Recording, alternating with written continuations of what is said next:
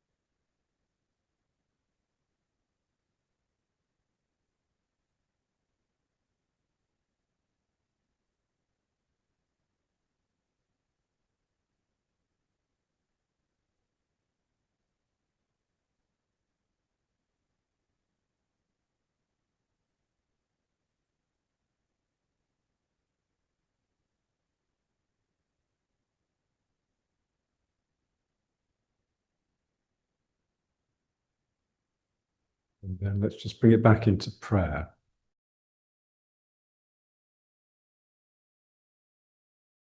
This can be you. If you have the hands quite low and your thumbs, where they touch, they're sort of pushing into the hollow of your chest, the deep heart. And then the pressure between the hands, which is trying to push the hands up like this, is pushing your sternum upwards. So the shape of the hands and arms is working the thymus, trying to get it to lift. And then feel it in the back. So the lower spine is driving right down through your sitting bones and into the cushion. But this is really lifting. So this is the usefulness of prayer posture, technically, physically, posturally.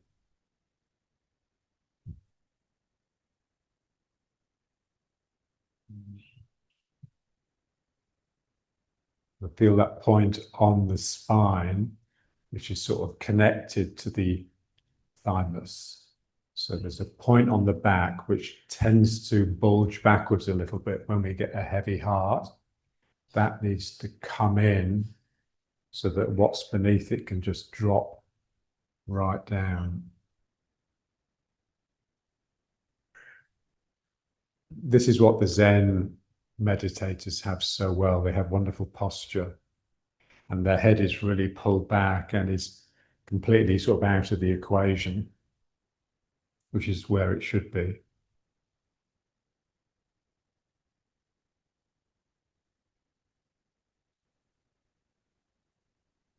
So when their head cranes forwards, it's just an indication that you're thinking.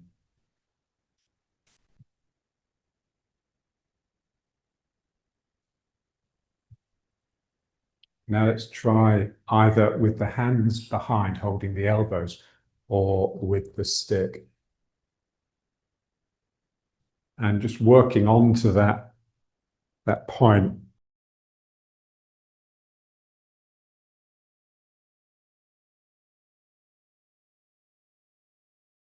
here where I'm sort of rolling it a bit. And it is on most people. I mean, a lot of women, they have a problem, where the bra fastens at the back.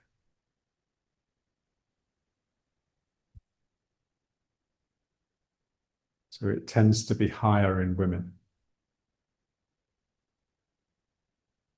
So just feel it as you're working the stick forwards into the spine, this is more and more lifting.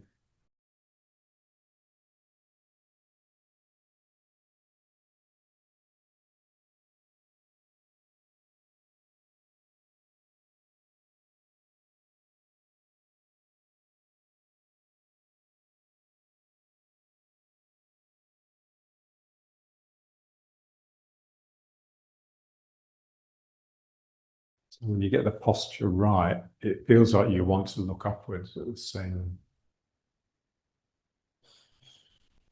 So you have to pull the chin in just to keep the eyes ahead.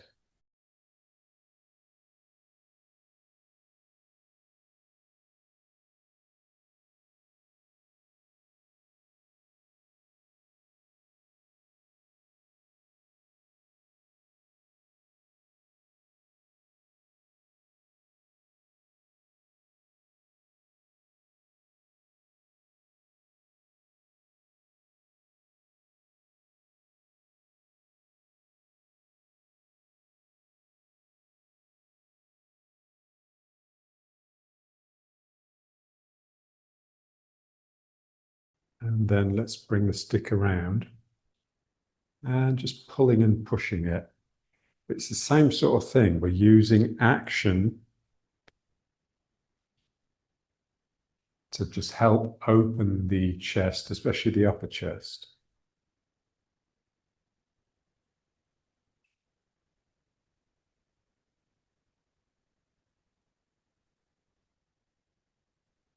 Feels like the chest area is sort of waking up and movement is coming into it.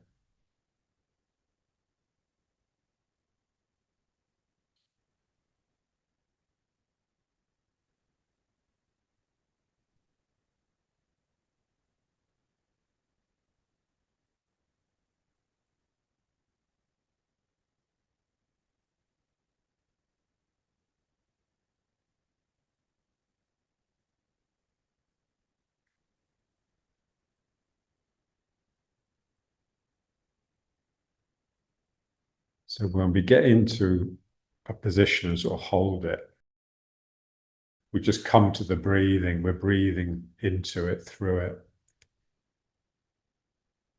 So you're feeling the in-breath and you're feeling the out-breath. So you can have like a little mantra. So just, take that hand, you just, breathe in. So just say in,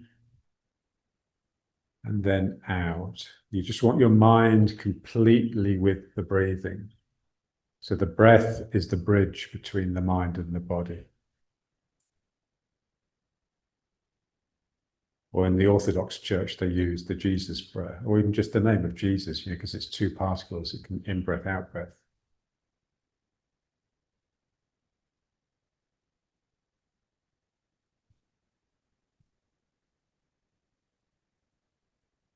And then pushing the hands together. So it tends to compress a bit in the chest, but if you just hold it, it will open up again. So it's not that much different than pulling.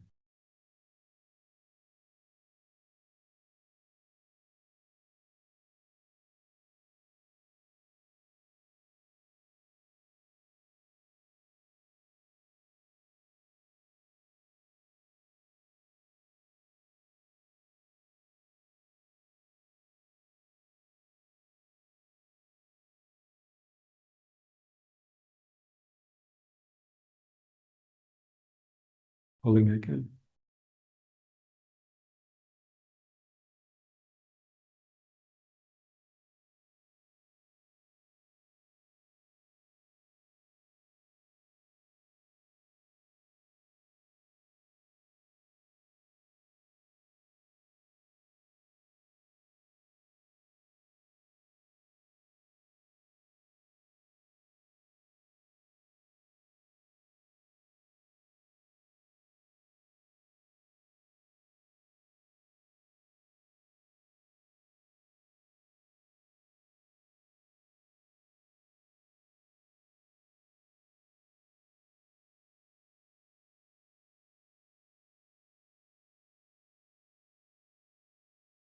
and pushing again.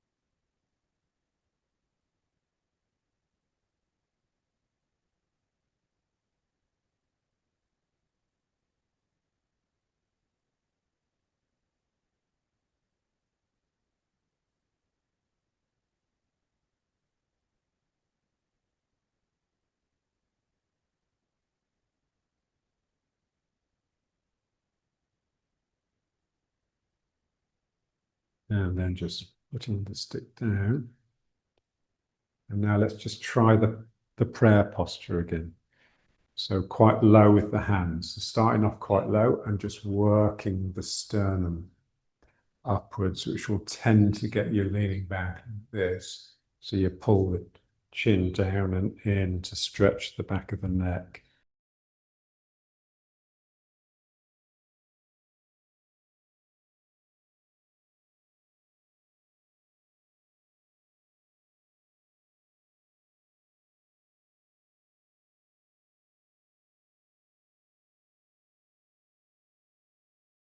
Try and keep the spine the way it is, erect, and just bring the hands down.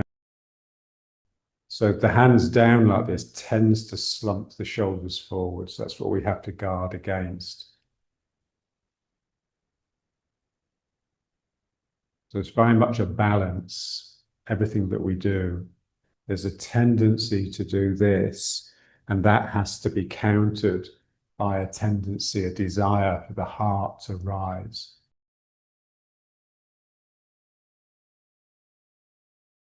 And we just want to feel that balance between the yin and the yang.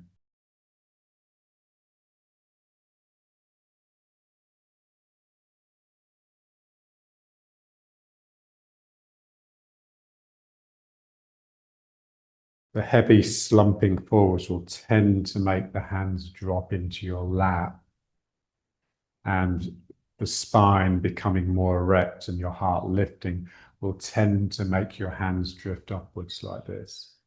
So you can feel that, the play between those two tendencies. Remember Richard Dockery? The guy from Cumbria, wasn't it? I think it was Maryport. So when we did the meditations on Saturday, he'd end up like this with his hands right up here because he was so much reaching up with his heart. It was interesting.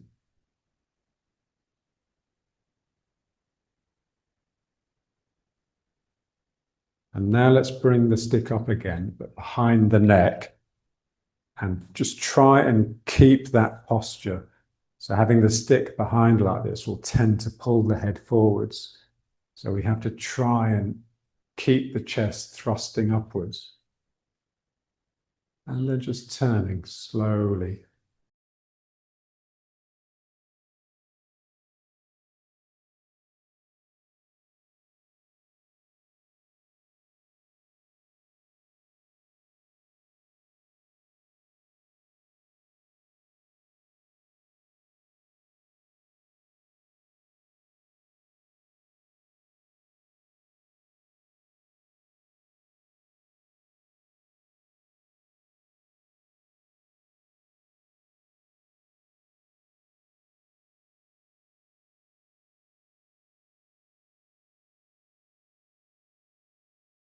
And remember, we want everything really to come from the spirit. And it's the same way of saying coming from the heart. So I'm turning because of my sense of curiosity. Now, I'm not just imposing a routine upon myself and then obeying. So I'm really interested in what I'm turning into. And then I turn back, and that's a little bit deflating, but instantly you're turning around again to the other side. So the turn, which is the lift of spirit, and the return, which is the spirit deflating a little, dropping.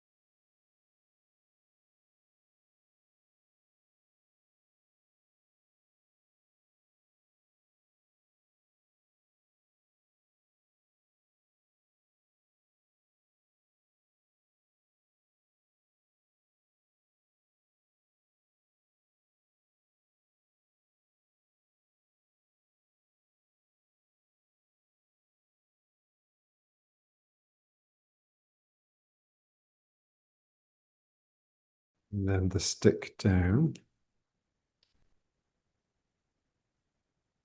And now let's try the breathing. So flexing the spine forwards and back.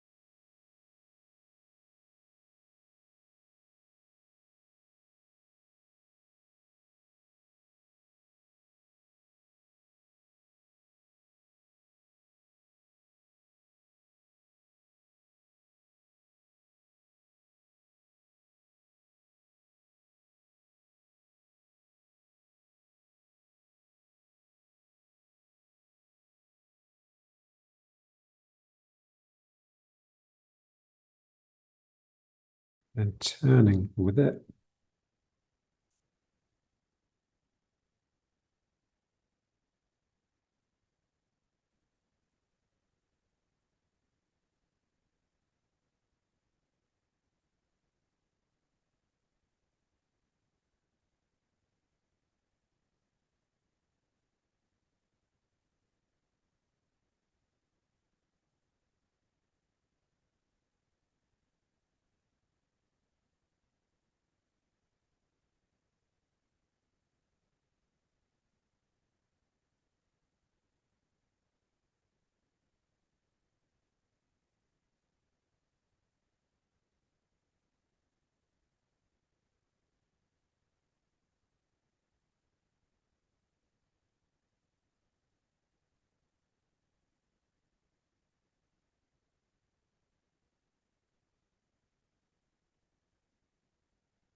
And then slipping into the reaching forwards, pulling in the rope.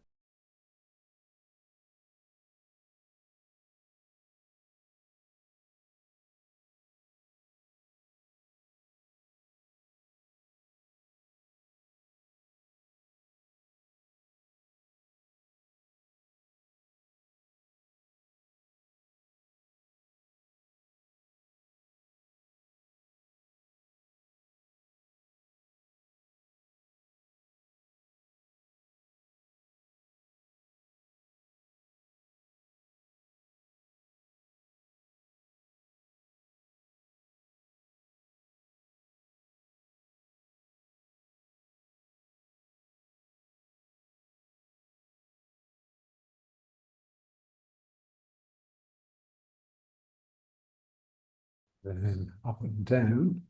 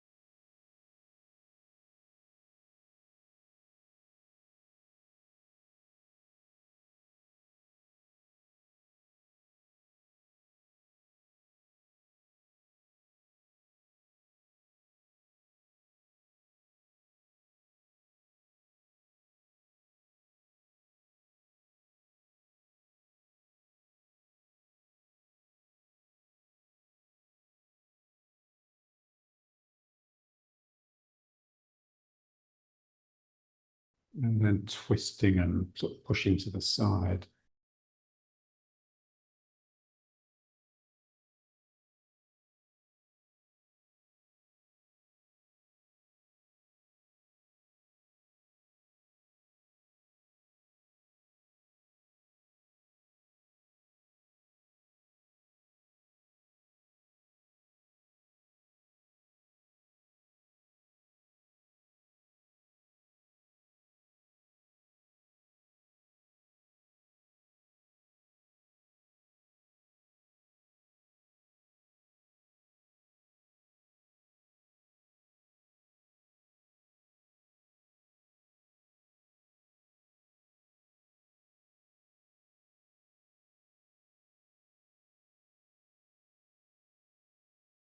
Now let's try the extreme twist. So one arm right behind, other hand on the opposite knee, and gently breathe yourself round. So the out breath is the relaxation phase. So that's when you can get around just a millimeter more.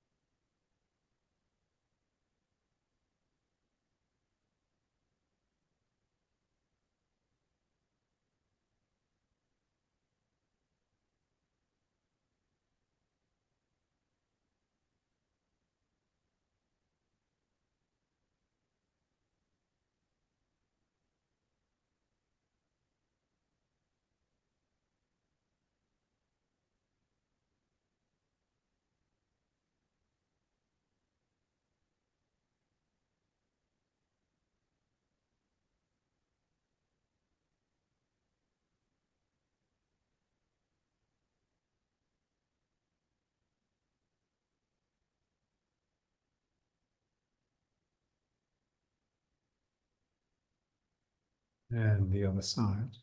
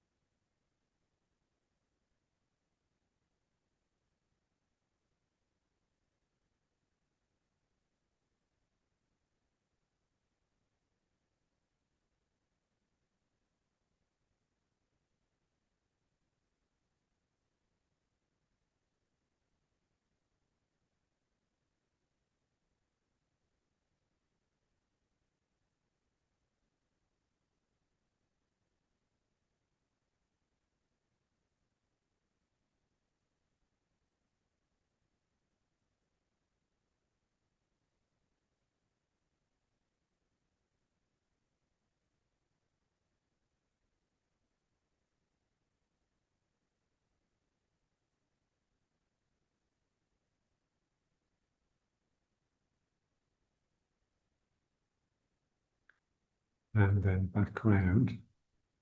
And let's just try that prayer posture again. So pushing my thumbs into the chest and then working the sternum upwards a little.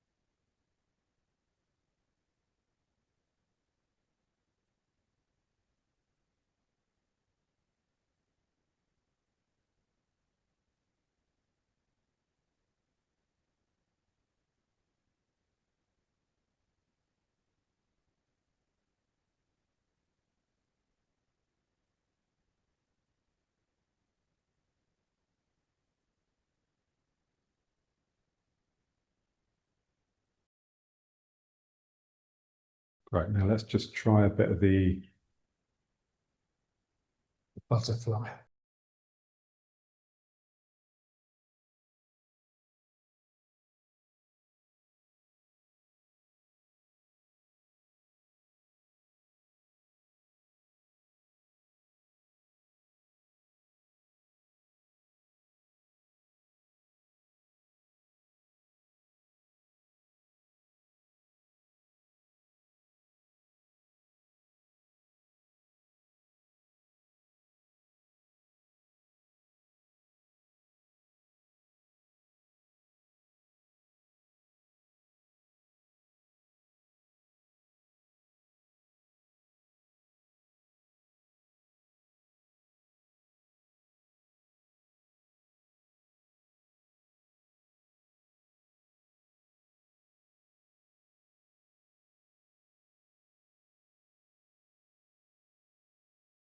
but always coming back to the breathing.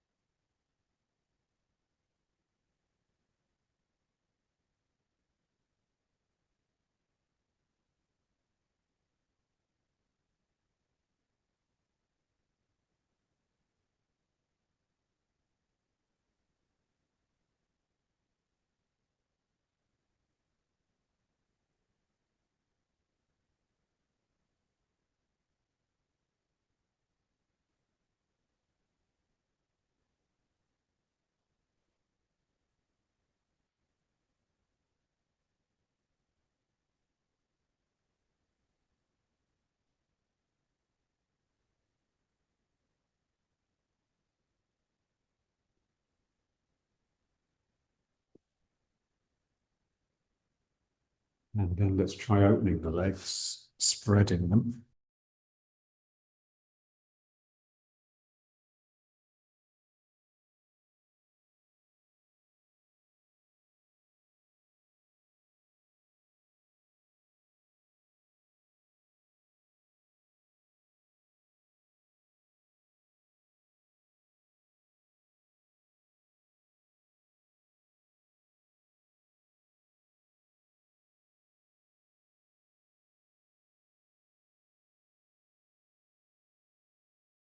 These stretches for the legs are really important.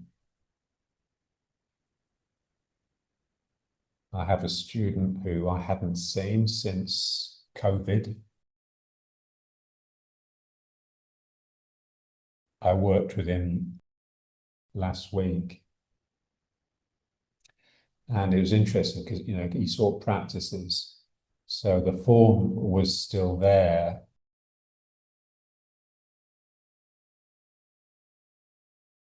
But the main thing was that he wasn't rooted. The form it was all his upper body. He was turning okay. But unless you're sinking and driving into the ground, there's no root.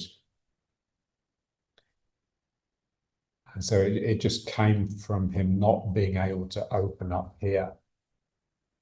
So remember, John used to stay in this stretch on the machine for at least 2 hours a day from the early 80s all the way through to the end.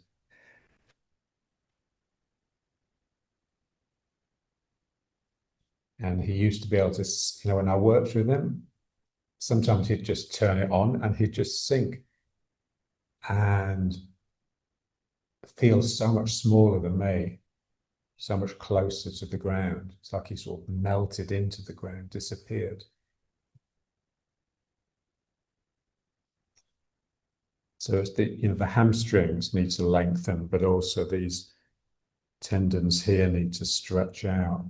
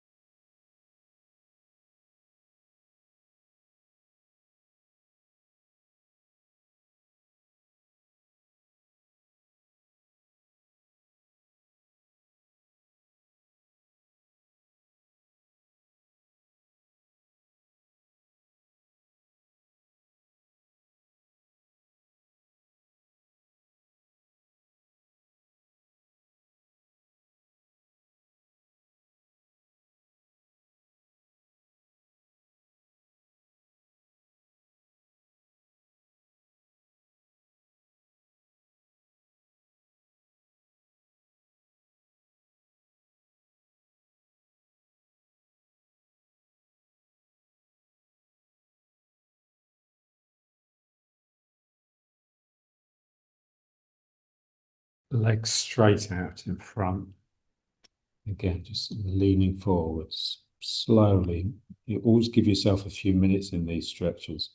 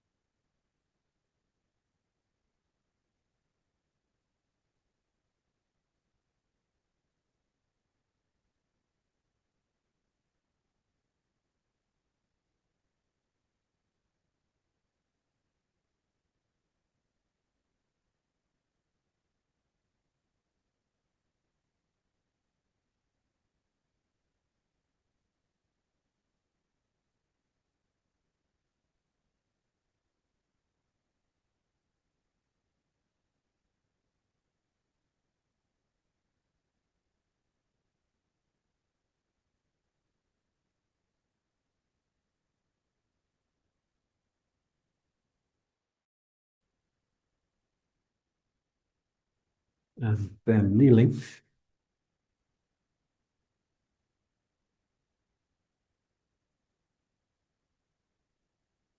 Sitting on your feet.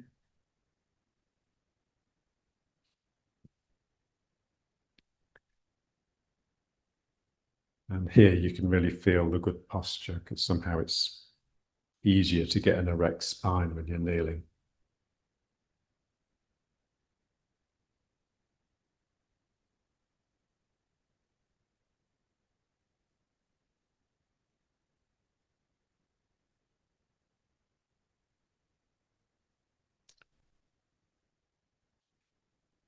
And then slowly just incline forwards. So extend forwards rather than crumple forwards. So I'm trying to keep my heart lifting. Then at the last minute, I bring my hands out, reach forwards.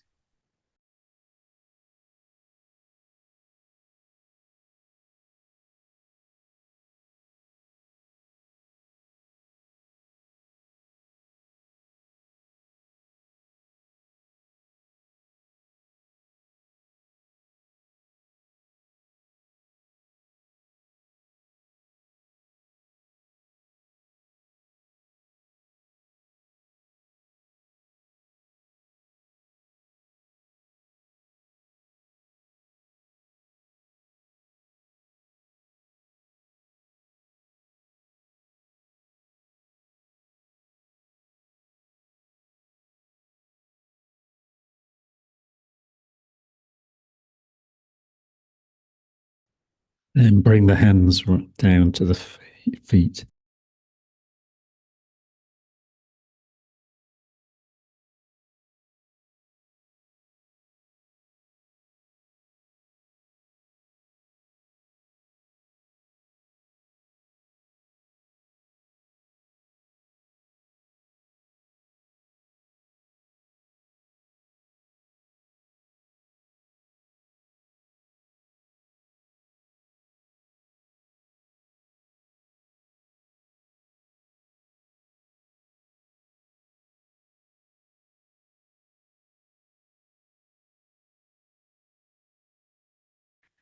And then back up, separating the feet so that you can sit down between them.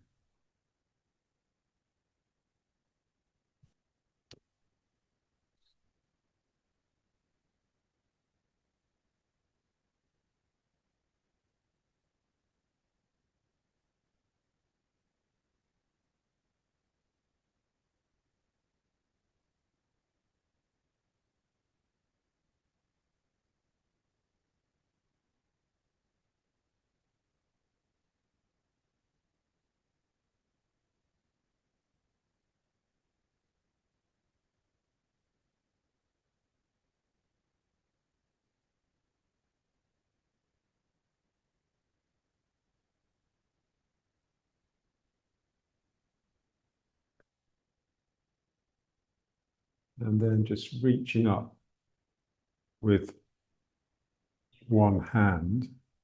So imagine you're reaching for something that's high on the top shelf. So there comes a point where you can just almost let the shoulder out of its socket and just really reach. So it extends, but it's sort of on a spring. So it's trying to pull back, and then you just let that pull bring it down. So I reach up as far as it will go easily, and then I stretch the spring and let that spring back to pull it down.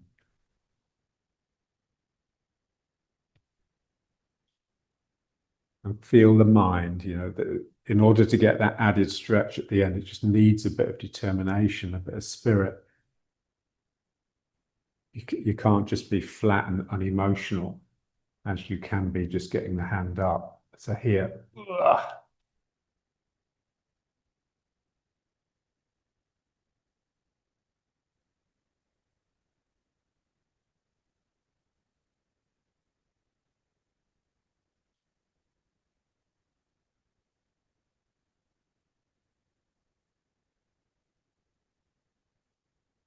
okay, now just lying back and picking the cherries with the toes, but the same idea. So really trying to sort of stretch the leg out and up and just like separate at the hip. So I lean back, then I send my foot out, and it's almost like I let this hip come off the mat as I reach a little bit higher than I can easily go.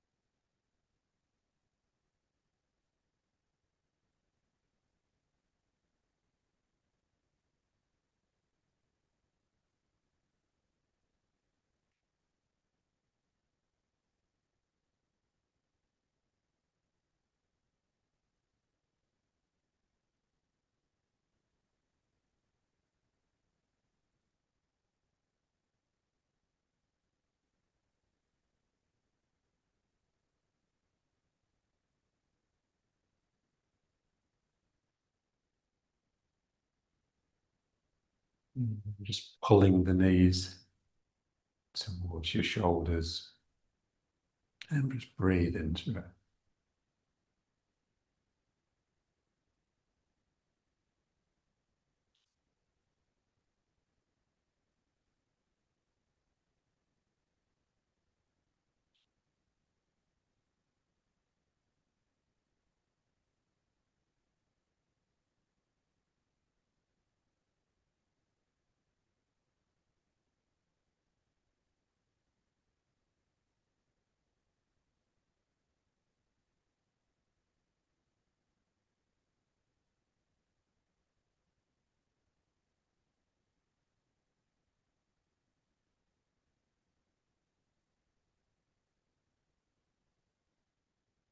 And then just up into the sumo squat.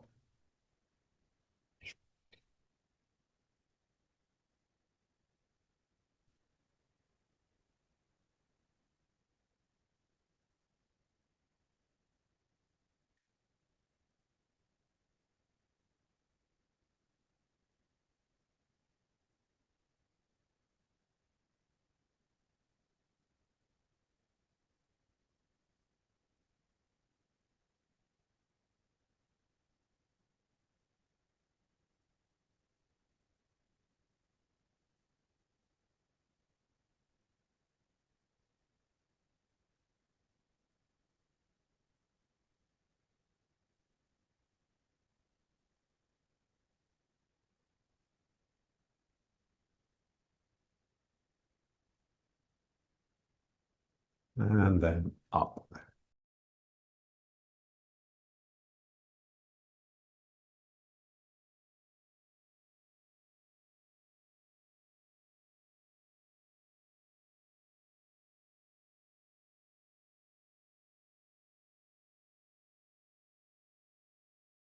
The riding horse.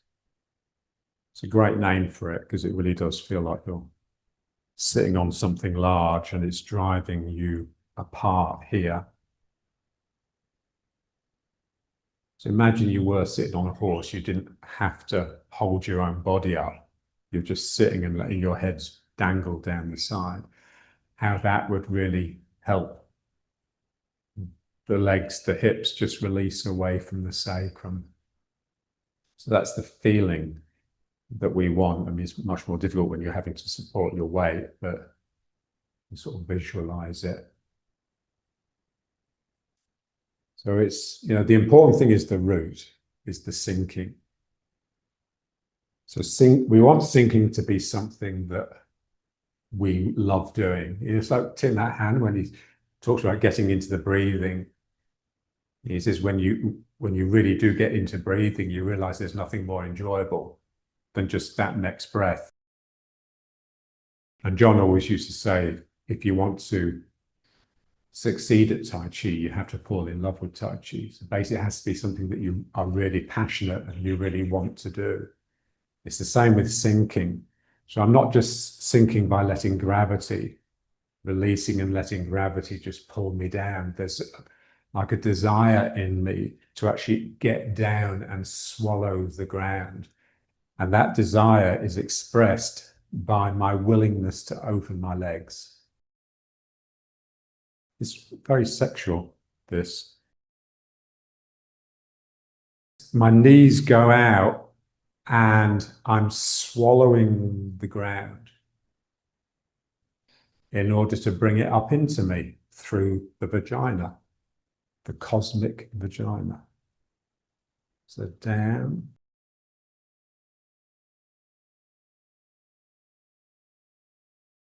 This is the root. It's your relationship with the ground. So, that can be physical. It can be energetic. It can be spiritual. And it can be emotional. So they're all important. Something here, my sacroiliacs push apart, just like my shoulder blades when they come away from my spine. So that's the feeling in the legs. They're very much like the arms. So the arms teach the legs. My shoulder blades and my hips swell away from my back so that I can reach out and hug the world in, the ground, but also the other person.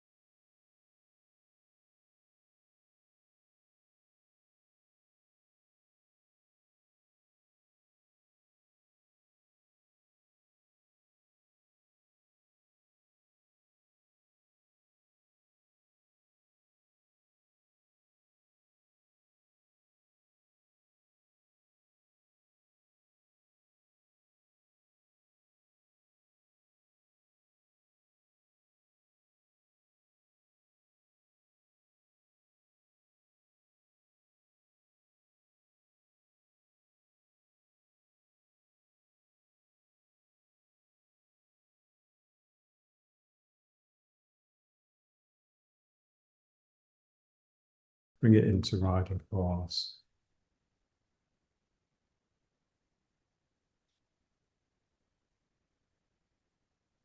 So feel the gravity, so that there's a pull through you down, this base force that we can never really escape. But on top of that, I need to put my passion, my desire. So sinking is not just letting gravity do the work. It's because I'm really in love with the ground. That's the feeling. Something in you really wants to get down there. So it's desire, but not in the sense of lack. I don't desire it because I lack it. I desire it because I'm in love with it. And that love just brings us together until we're inside each other. I'm in the ground, but the ground rushes up into me at the same time. And that's the root. That's like the emotional aspect of the root.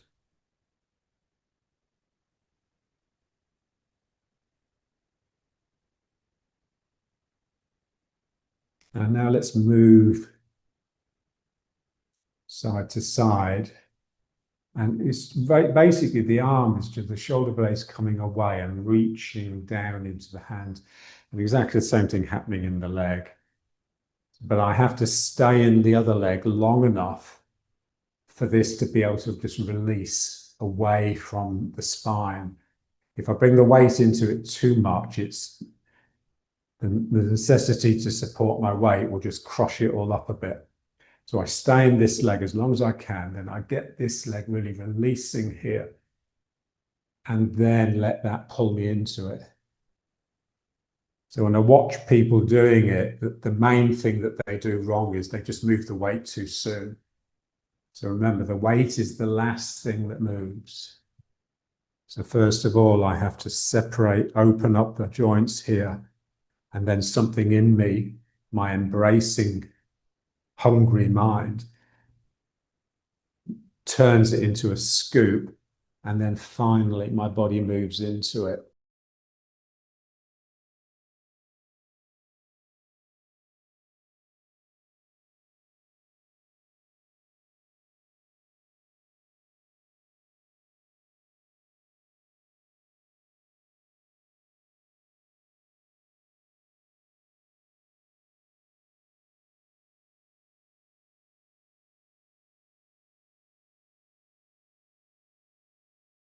It's difficult, this leg needs to be strong enough to take on my weight.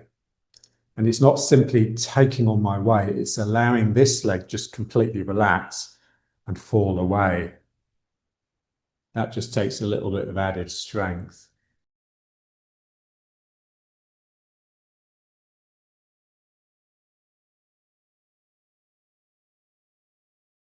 So the leg is going from completely tense and supportive to completely relaxed and reaching out. So there's a big range. This is what we want.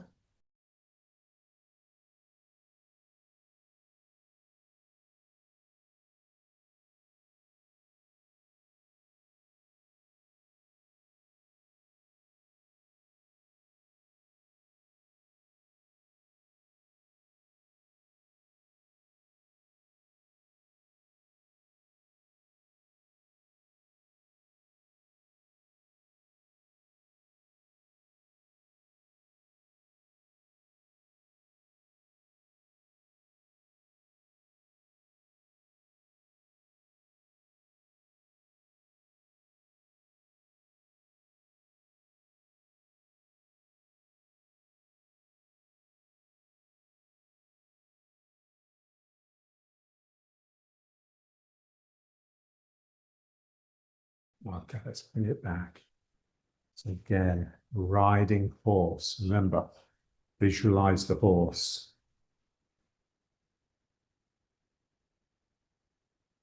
So you can get the visualization well, then you can really just release the sacroiliacs because the horse is holding me up.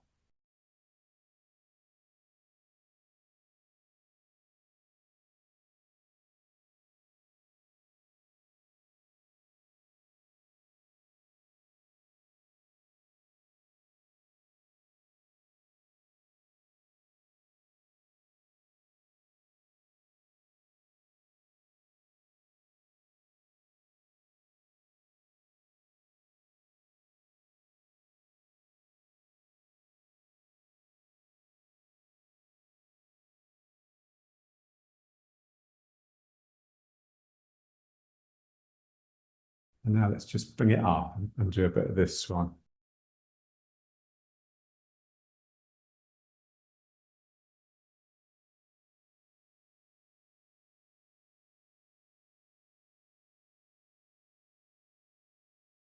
So the knee comes up, that lifts the heel, but it also breaks here, remember.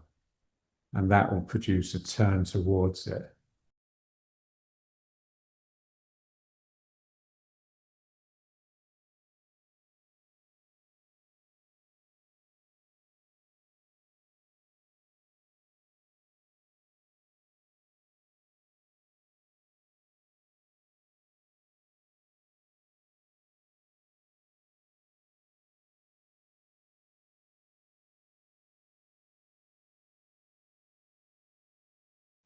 And so if I want to produce a natural turn, I need to do opposite things with each side of the body.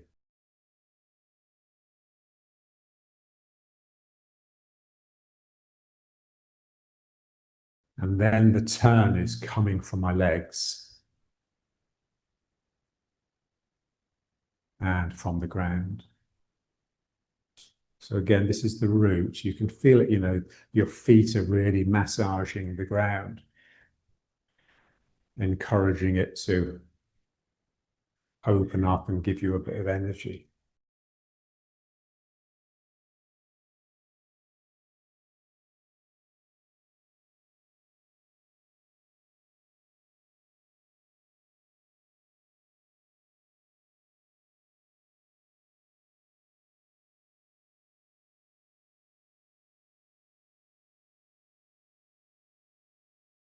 Let's just do the little jog.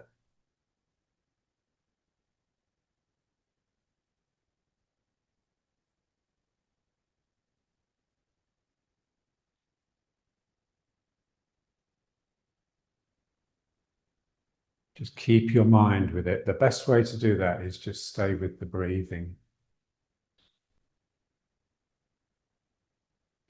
It's interesting in the Thich Nhat Hanh box because he always says, when you come back to your breathing, then your mind will become quiet and your body will become solid.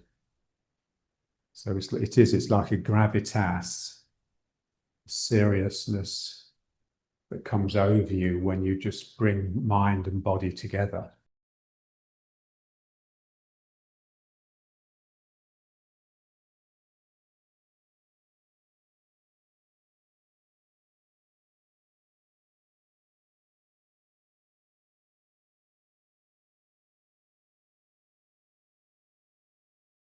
Feel the sinking. Gravity and my own gravity, my own gravitas. The centripetal that's gathered in and becomes heavy and just wants to get into the ground.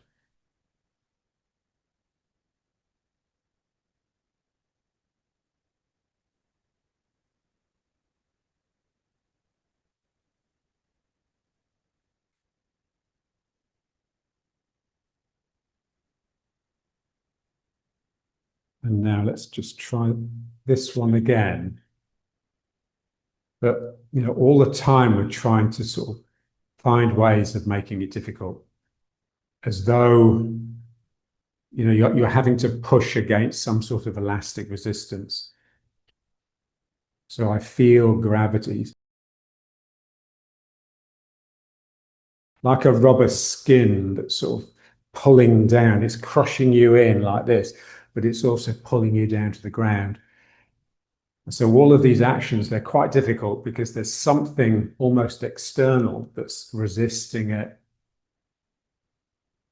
It's not external, but it's generated inside. And now we want to feel this shearing action in the two legs coming up into especially the heart. So you can just get a bit of action in the shoulders.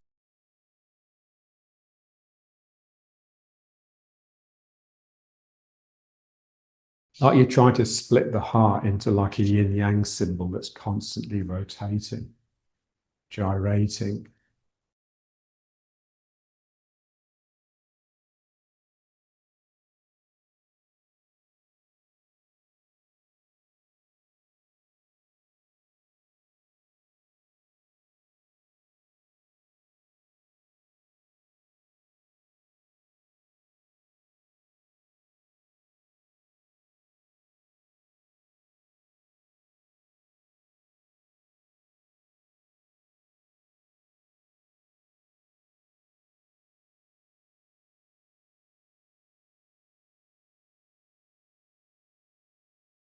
And now let's try turning. And again, we want it to be the same sort of action. So this leg is straightening and then it bends. This one straightens and then it bends. And as the leg straightens, feel the toes really separating and extending, and then let the toes clench to pull you back. So feeling the feet now. Just get the hand doing what you want the foot to do, and the foot will gradually get into it. So my fingers splay, and then they make a fist, and that allows these fingers to splay.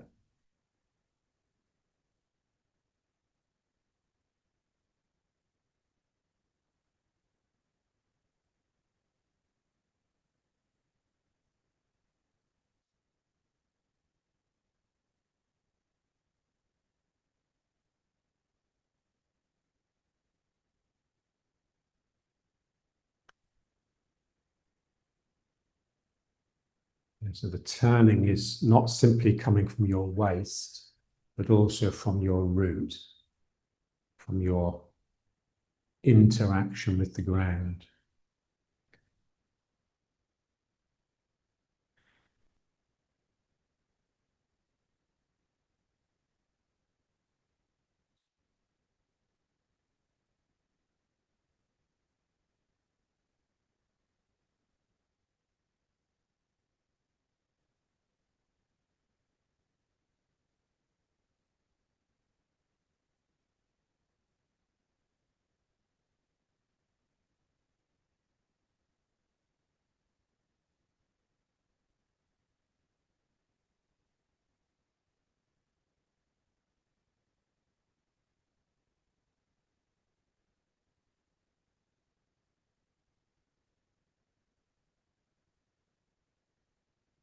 And then just let it become the first warm-up exercise, but it's the same thing. It's still there. The legs are pretty much doing what they were doing. It's just more hidden.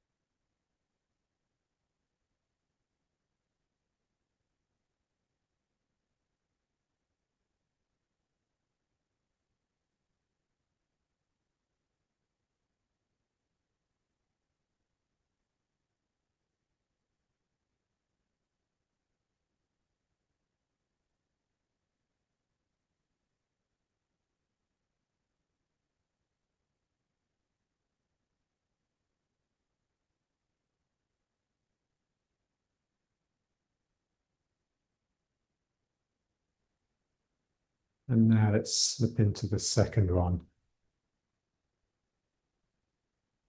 So remember, the feeling here is this feeling that I'm scooping underneath this foot so that this one can rise naturally and easily.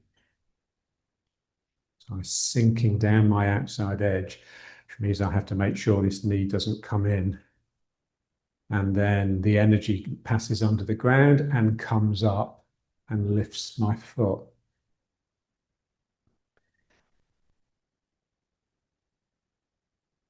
So I'm feeling the sinking becoming the rising.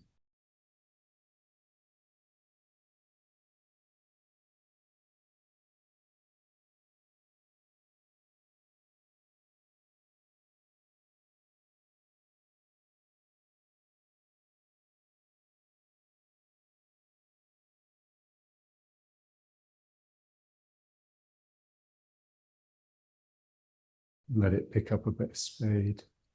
But again, that's still there. That's what's happening.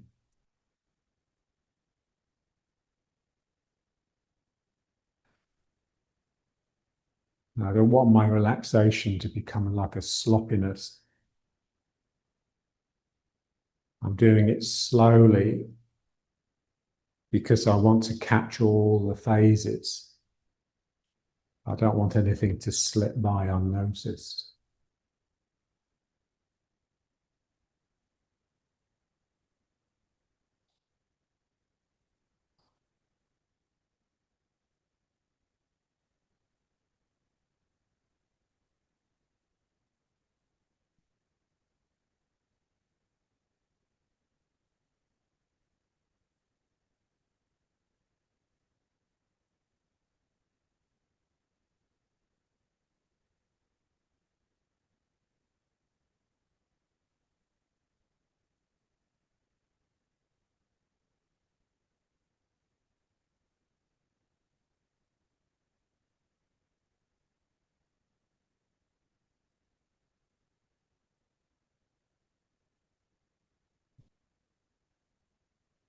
Okay, now let's try a little bit of that springy one.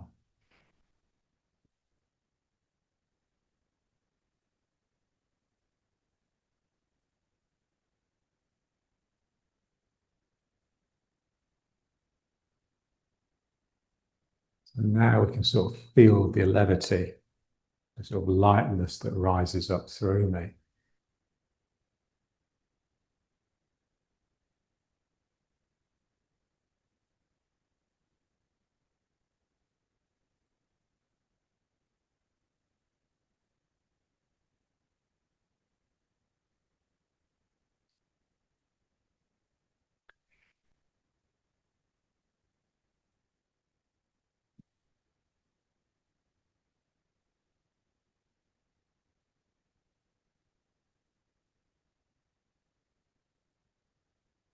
And alternating.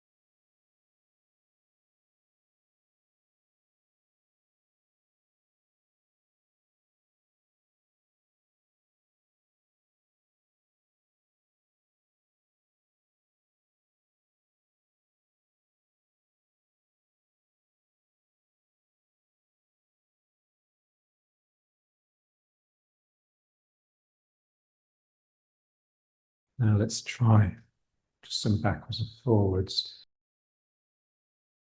I'm in the back leg, this front leg, front arm is straight. And then I bend the leg and the arm. So I'm pulling myself forwards. So bring the energy up the inside of the leg to the dantian. And then I direct it up my spine and into the opposite arm as I straighten my empty leg and my empty arm. And then I bend this side. That's drawing the energy up from the ground. And then I'm transferring it into the opposite side and letting it out.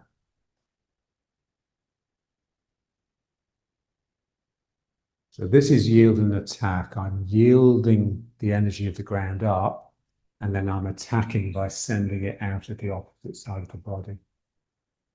Pull, push.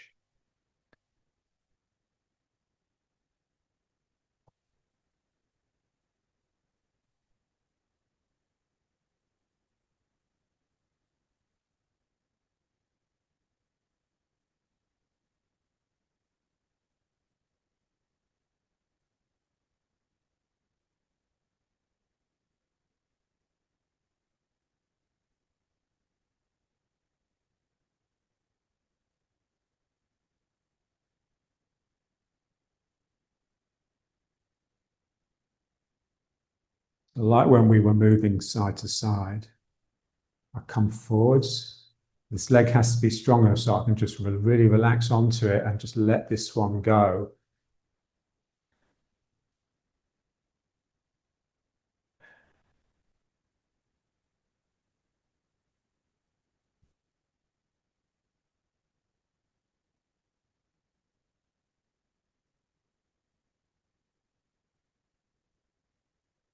The struggle is just maintaining relaxation across the sacrum. So staying with the feeling of riding horse. This space between my knees is always widening and trying to grow.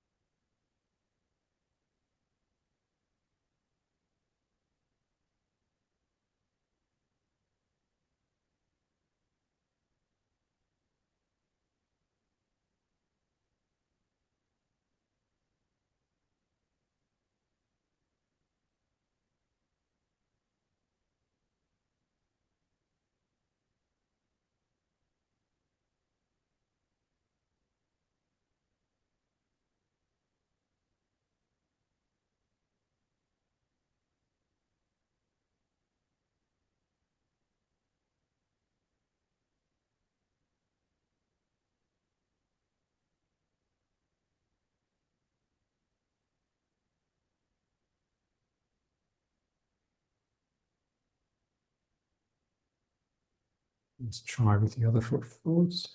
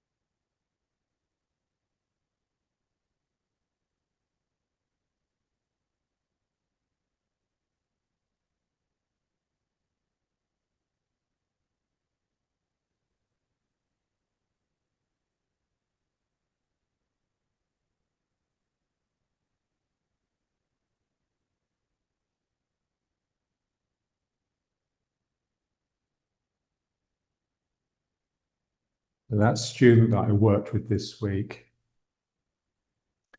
for the first time in 5 years that wasn't sinking. When we worked together and I sort of bullied him into sinking,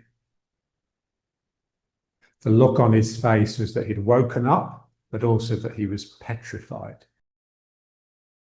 So that feeling of your spirit being awake, we only associate it really with like danger. It's the only times we ever need our spirit nowadays. And he just wasn't used to it. Without that, the energy just gets a bit stagnant. That word defines him to a T. So it's like trying to just stay young, activating the inner child, the naughty child.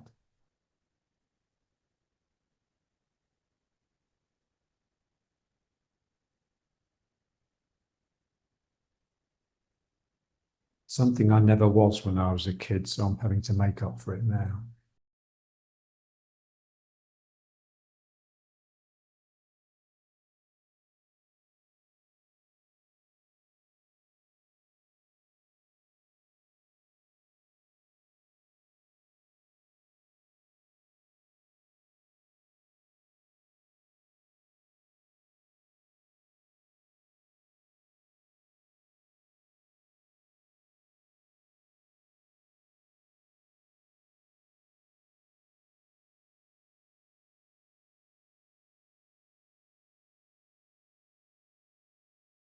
Back to base.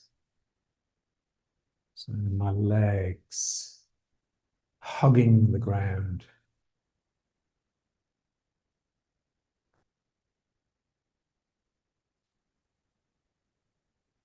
So yeah, those the two cornerstones of Buddhism: impermanence and interdependence or interbeing.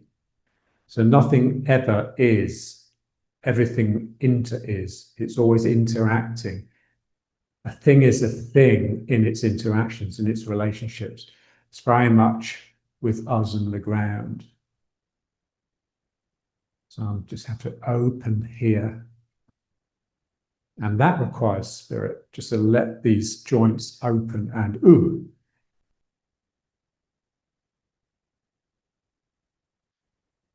Okay, let's just squat down. This really spreads the sacrum. And just it's just lovely being this close to the ground.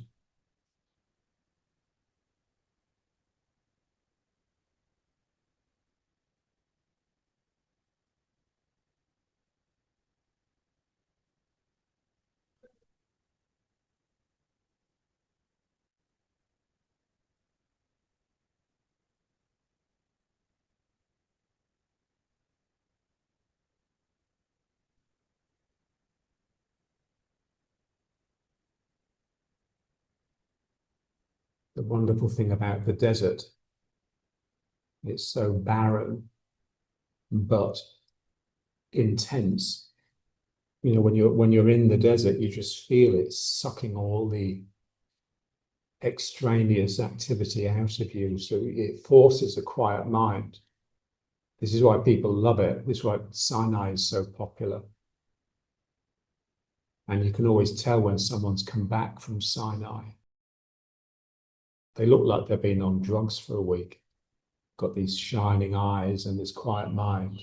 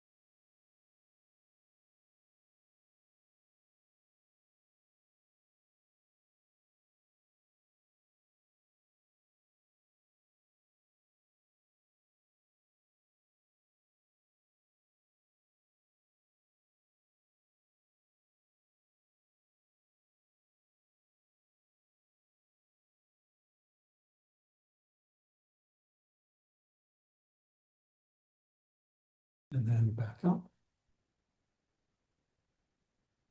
Let's just try a little bit of the jogging just to get used to our verticality again.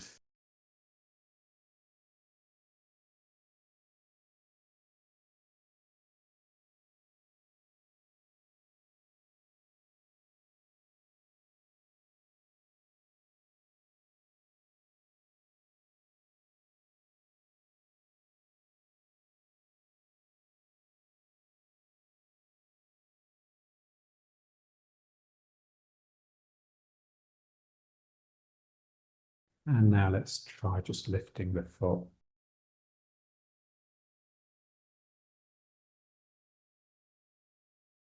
breathing into it.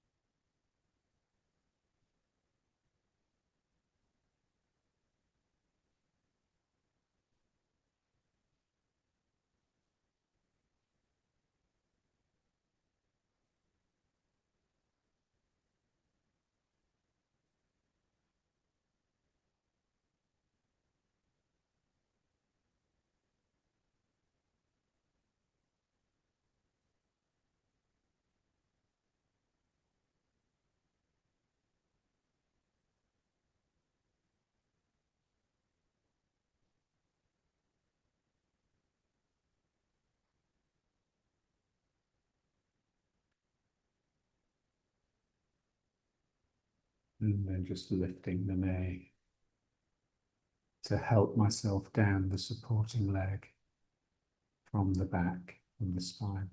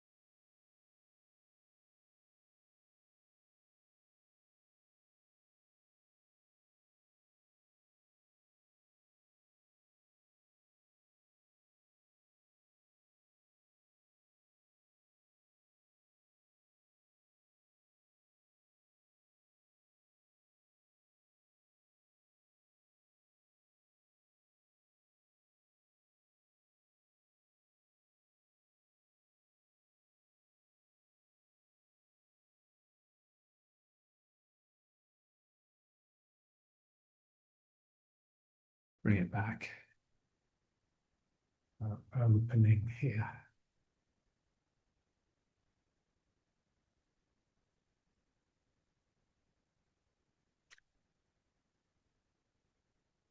Imagine your big scrotum.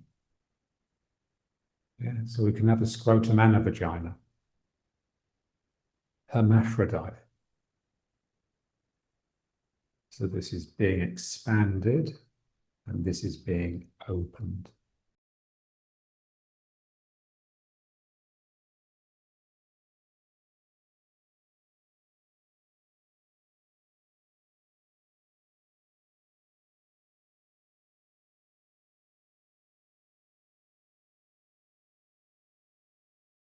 And let's bring it up. Again, this is there. So how minimal can you make it? So it's suggestive, seductive.